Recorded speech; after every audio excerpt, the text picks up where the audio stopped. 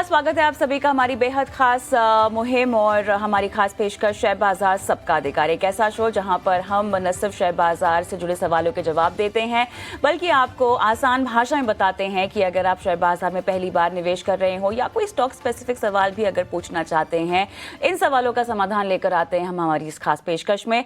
सवाल पूछने का और शो से जुड़ने का तरीका आपके स्क्रीन पे फ्लैश हो रहा है। देखिए QR कोड जो आपके सामने है, इसे आप स्कैन कर ले। स्कैन करते ही आप जो है एक व्हाट्सएप नंबर से जुड़ जाएंगे और वहां पर अपने सवाल आप छोड़ सकते हैं। और साथ ही अगर यूट्यूब पर इस वक्त देख रहे हैं तो अपने सवाल कमेंट बॉक्स में भी आप डाल सकते हैं। सवालों के जवाब देने के लिए हमारे साथ खास मेहमान यहाँ पे इक्विटी ब्रोकिंग के कुणाल परार और एलिगेयर ब्रोकिंग के अजीत मिश्रा जुड़ गए हैं। आप दोनों का स्वागत है इस खास पेशकश में। और हमारे पहले दर्शक भी हमारे साथ फोन लाइन पर जुड़ गए हैं। विपुल झा साहब मेरे साथ फोन लाइन पर हैं। नमस्कार विपुल, कहाँ से बोल रहे हैं आप? Hello ma'am, very good morning. Good morning. मैं टीवी डिस्ट्रिक्ट से बात कर रहा हूँ, मध्य प्रदेश। ओके मैम, मेरे पास वरुण बेवरेजेस के शेयर्स हैं, 80 शेयर्स एट 619 रुपीज। 619 के 690? 619 मैम। 619, ये हमें एक चेंज करना पड़ेगा। ठीक है, 619 पे आपने लिया है। Okay and 80 shares ma'am, and I can hold it for 1.5 years। 1.5 साल तक आप वरुण बेवरेजेस को होल्ड कर सकते हैं। 619 का भाव बताइए। और दूसरा कौन सा स्टॉक है आपका? Yes ma'am, second stock is Wipro. मैंने विप्रो 305 पे लिया है, 115 शेयर्स। ओके, 305 पे 115 शेयर्स। ओके, इसमें आपका नजरिया क्या होगा? Same duration, 1.5 years। ऑलराइट, चलिए बताते हैं आपको यहाँ पर क्या करना चाहिए। अजीत, आपके पास आऊंगी। सबसे पहले वरुण बेवरेजेस जहाँ हम देख रहे हैं कि इन्होंने काफ़ी ऊंचे भाव पर लिया हुआ है। फिलहाल हम 542 के आसपास के लेवल्स देख रहे हैं, लेकिन 619 की इनकी खरीद है। समय हालांकि ये देना चाहते हैं लगभग 1.5 साल का। एक महीने में हम देख रहे हैं कुछ खास मूवमेंट नहीं है। यहाँ पे लगातार एक कमजोरी का ट्रेंड जो बरकरार है। शुक्रिया कविता। तो कविता देखिए, बिल्कुल अगर वरुण बेवरेजेस को देखें तो ऑलमोस्ट आप देखेंगे तो पिछले पूरे साल में एक रेंज में स्टॉक ने ट्रेड किया और अभी आप उसी लोअर बैंड के पास आ गए हैं रेंज के, क्योंकि इनकी बाइंग काफी ऊपर की है। मुझे लगता है थोड़ा सा टाइम जैसे इनके हाथ में है, करीब 1.5 साल का। अगर स्टॉक करेक्ट करता है और करीब 500 के पास ही आपको दोबारा से मिलता है तो वहां पे आपको एक और ऐड करने की पॉसिबिलिटी बनेगी, क्योंकि फंडामेंटली बहुत स्ट्रॉन्ग एक कंपनी है। बीच बीच में इस तरीके के फेजेस कंसोलिडेशन के आना नॉर्मल है और रिकवरी के केस में 600-650 का जोन है, वो पहला हर्डल रहेगा। तो मेरे हिसाब से यहाँ पे आपको लंबी अवधि के हिसाब से बने रहना चाहिए और अगर 500 के पास आता है तो वहां पे आपको और ऐड करने की कोशिश करनी चाहिए। अगला स्टॉक यहाँ पर विप्रो भी है इनका जो इन्होंने लिया हुआ है। बिल्कुल, देखिए आईटी एज अ पैक थोड़ा सा बैकफुट पे है अभी पोस्ट अर्निंग्स, बट विप्रो यहाँ पे एक अच्छी परफॉर्मेंस आई है। इनफैक्ट आउट परफॉर्म कर रहा है विद इन द सेक्टर अभी ये। तो पोस्ट रिजल्ट जिस तरीके से गैप अप ओपनिंग हुआ है, स्टॉक में स्ट्रेंथ दिख रही है। ग्रेजुअली एंटिसिपेटेड है कि ये अपने रिकॉर्ड हाइस के पास जाएगा। अभी तक ये with in the IT measures under perform कर रहा है, क्योंकि इनका टाइम इनके पास जैसे उन्होंने बताया लंबी अवधि के लिए है। तो जब तक ये 270 के लेवल्स को ये होल्ड करता है तब तक डेफिनेटली इसमें ओवरऑल पॉजिटिव मोमेंटम बरकरार रहेगा। 350-360 ये आप मान के चलिए कि 1 से 1.5 साल के अंदर आपको देखने को मिल सकते हैं। यह राय यहाँ पर स्टॉक पर आती हुई अजीत जी की तरफ से। लेकिन चलिए YouTube पे काफ़ी सवाल आ रहे हैं तो वहाँ से भी कुछ सवाल ले लेते हैं। कुणाल जी, आपके पास आना चाहूँगा मैं सवाल के लिए। यहाँ पे हम देख रहे हैं कि ओला इलेक्ट्रिक पर कई लोगों के सवाल है, तो ज़रा यहाँ पे एक जनरल आउटलुक बता दीजिए कि चार्ट के बेसिस पे स्टॉक कैसे दिख रहा है। हम देख रहे हैं जब से लिस्टिंग हुई उसके बाद ऊपर गया, फिर बहुत बड़ा गिरावट आया, फिर वापस एक रिकवरी दी, फिर वापस गिरा, तो काफ़ी जिगजैग वाला इसमें मूवमेंट रहे बड़े बड़े। तो यहाँ पे एक जनरली बता दीजिए कि स्टॉक कैसे नजर आ रहा है आपको? वेल, टेक्निकली तो फिलहाल बाउंस बैक ही देखने को मिल सकता है। 76.65 के अराउंड स्टॉक ट्रेड कर रहा है और लोअर लेवल पे 70 का काफी अच्छा सपोर्ट है। नो डाउट देखने जाए तो सेंटिमेंटली ओवरऑल ये स्टॉक में जो मोमेंटम है वो नेगेटिव साइड के, क्योंकि सोशल मीडिया पे बहुत सारे ऐसे नेगेटिव मार्केटिंग हो रही है पर्टिकुलरली ओला स्कूटर को लेके, तो कहीं ना कहीं वो भी एक डैम्पिंग इफेक्ट है। लेकिन यहाँ पे अगर ऑलरेडी पोजीशन है तो मैं कहूंगा कि एक बार 70 के एसएल के साथ पोजीशन होल्ड करके चलने की सलाह रहेगी। ऊपरी लेवल पे 90 से लेके 100 तक के लेवल देखने को मिल सकते हैं। 100 आता है तो वहां पे प्रॉफिट बुकिंग करके चलने की सलाह मैं दूंगा। कोई क्लियर डायरेक्शन फिलहाल मीडियम टर्म तो लॉन्ग टर्म के लिए क्रिएट नहीं हो रहा है, बिकॉज जो सर्विस सेंटर को लेके जो अभी इश्यूज आ रहे हैं बहुत ही वाइडनिंग है, और आगे जाके ये और भी सेंटिमेंट क्रिएट कर सकते हैं स्टॉक को लेके। तो अगर 90 या 100 आता है तो वहां पे मैं निकल जाने की सलाह दूंगा। फिलहाल 70 के एसएल के साथ होल्ड करके चलने की सलाह है। स्टॉप लॉस के साथ होल्ड करने की सलाह आपको मिलती हुई। लालचंद यादव साहब का सवाल व्हाट्सएप के जरिए हमारे पास आया है। सवाल इनका जेके टायर पे है और 100 शेयर इन्होंने लिए हैं 421 के भाव पे। ऊपरी स्तरों की इनकी खरीदारी है। आज हम देख रहे हैं कि लगभग 1% का दबाव हम जेके टायर पे इस वक्त देख रहे हैं। पिछले 5 ट्रेडिंग सेशन में लगभग 2.25% ये स्टॉक गिरा है, और एक महीने की बात करें तो लगभग 8% तक का प्रेशर देखने को मिला है। तो जेके टायर में अगर हम पिछले 1 महीने से मोमेंटम देखें तो लगातार नेगेटिव इनके स्तरों से भी लगातार जो है वो गिरावट ही देखने को मिली है।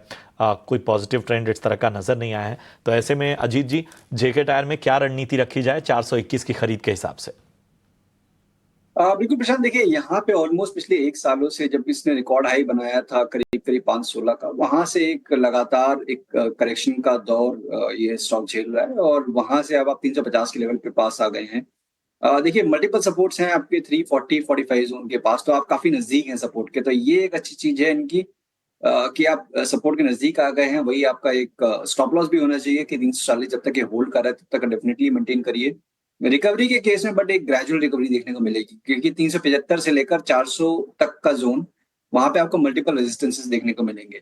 तो अगर आपका शॉर्ट टर्म का नजरिया है तो डेफिनेटली आपको यूटिलाइज करना चाहिए। कोई भी रीबाउंड इस जोन के अंदर अगर आता है, आपको एग्जिट करने की अपॉर्चुनिटी की तरह देखना चाहिए। लेवल्स और एग्जिट करने की अपॉर्चुनिटी सचित के मुताबिक आपको निकालनी चाहिए। हम आगे बढ़ते हैं और सवाल जवाब का सिलसिला तो चल ही रहा है, लेकिन एक अहम खबर की ओर हम रुख करते हैं। टाटा सन्स लिस्टिंग से बचने के लिए फिर से आरबीआई को अर्जी यहां पर दे सकती है। खबर पर और डिटेल्स लेते हैं। हमारे साथ हमारे सहयोगी अनुराग जोशी जुड़ गए हैं। अनुराग, फिलहाल एक्सक्लूसिव खबर क्या आपको आ रही है टाटा सन्स लिस्टिंग के हवाले से? टाटा सन्स, जो कि भारत के सबसे बड़े बिजनेस समूह की होल्डिंग कंपनी है, वह भारतीय रिजर्व बैंक के समक्ष एक आवेदन फिर से करने पर विचार कर रही है, जिसके तहत वह अपने वो लिस्टिंग रिक्वायरमेंट से उसे छूट मिल सके। अभी सितंबर तक टाटा सन्स, जो कि एक upper layer non banking financial company है, उसे अपने शेयर्स को लिस्ट करना पड़ेगा। ये आरबीआई के जो रूल्स हैं उनके मुताबिक है। सितंबर 2022 में ये रूल्स बने थे upper layer financial non banking financial companies के लिए, और टाटा सन्स उस समय इस लिस्ट में आरबीआई ने उसे शामिल किया था।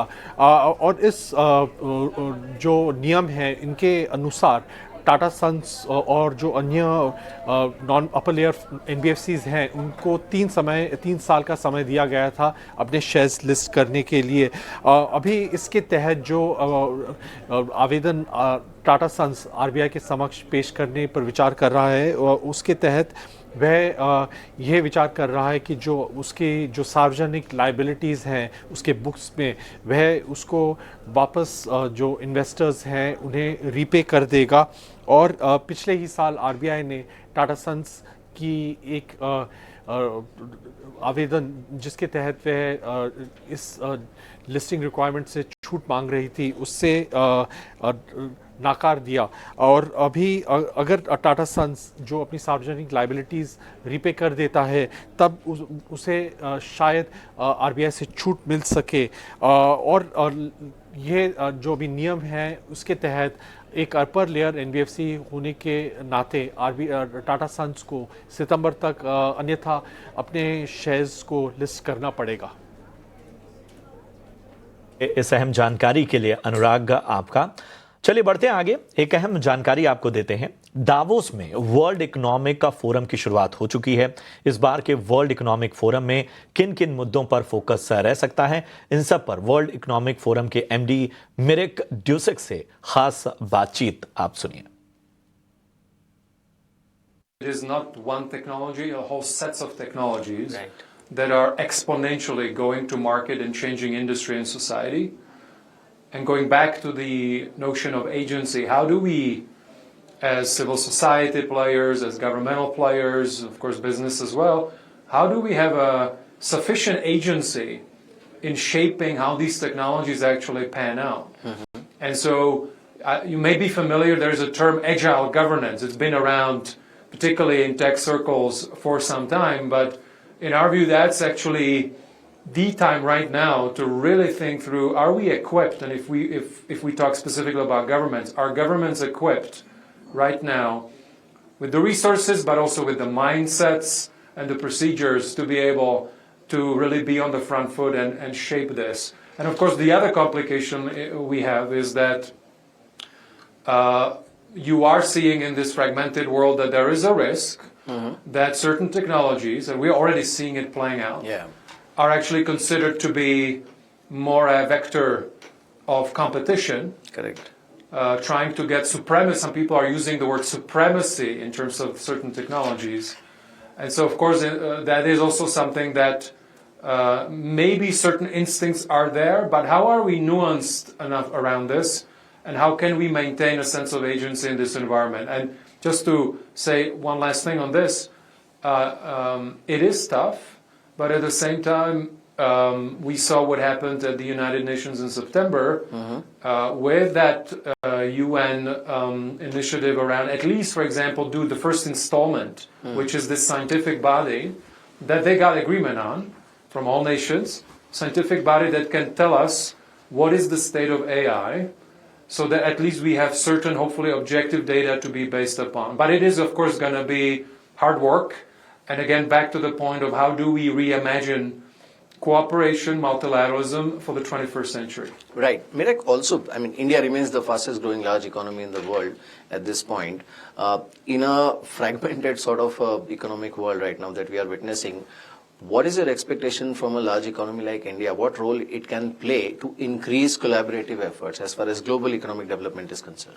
I think powers like India play a very important role because we, as someone else puts it, we have multipolarity. I mean, that's, I think everyone would agree that we have that. And again, the muscle of multilateralism, the architecture is maybe not as strong or as equipped. And it is really through actors like India that can actually, right now, it's a perfect time to actually be creative together and also show leadership in terms of, okay, what kind of collaboration do we need? And obviously, with the size of the economy of India and the diplomatic heft, it is actually a pivotal time for countries and powers like India to be able to shape the future of multilateralism, and they're doing it. And we are seeing, of course, a lot of new configurations emerging. Of course, we're seeing BRICS also growing, but all kinds of new configurations emerging. Also, at least some would say that we should look at some cases of regional collaboration. And if we take Africa, for example, we have the African Free Trade Continental Area, which shows a huge promise. We're seeing great momentum in ASEAN. And so it's also looking at possible archetypes in regions that can then help with restarting some of that muscle that we need for collaboration going forward. Right. One last point, Mirek.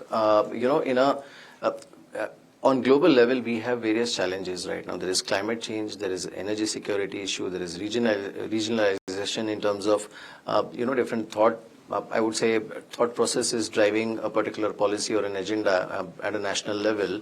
And then you have new administration in US also coming in. In this kind of a challenging, or I would say, scenario where there are a lot of headwinds, how efficiently an agenda like collaboration can be implemented?